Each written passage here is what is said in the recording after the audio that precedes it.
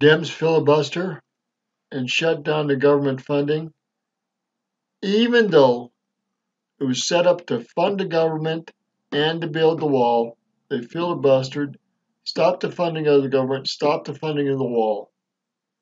This is how insane our politics is. You have the facts, you bang the facts. If you have the law, you bang the law. If you don't have either one, you bang the table. We've seen a whole lot of table banging right here on this floor.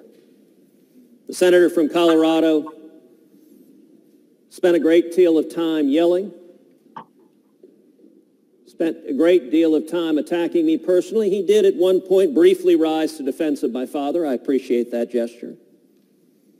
But he spent a lot of time yelling. I will say in my time in the Senate, I don't believe I have ever bellowed or yelled at one of my colleagues on the Senate floor, and I hope that in my time before me that I don't ever do that. I think we should discuss issues and substance and facts and not simply scream and yell at each other. So let's go over some of the facts.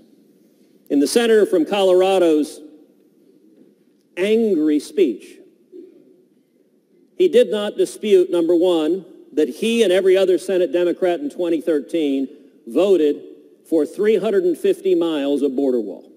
That's a fact. He has voted for 350 miles of border wall, as did every other Democrat in this chamber at that time. Number two, he did not dispute that in December of last year, the then Republican House of Representatives voted to fund the government, to fund the entirety of the government, and to secure the border. And the senator from Colorado, and I believe every other Democrat, filibustered that bill and caused the shutdown. Madam President, I voted to take up that bill. You voted to take up that bill. Had we taken up the bill, had we simply passed the bill the House of Representatives had passed, funding the government and securing the border, the government would never have shut down. And so it takes some degree of chutzpah to stand up after filibustering funding for the government, as the Democrats did, and to blame the shutdown on the opposing party. Senator from Colorado did not dispute the Republican House voted to fund the government, and he and his Democratic colleagues filibustered that, which caused the shutdown. And number three, the senator from Colorado did not dispute that the stated reason the Democrats filibustered that bill is because it authorized the funding of 234 miles of wall. Now, I have to say, Madam President, I find it amusing. A new adjective has creeped in. It's now not 234 miles of wall. It's medieval wall.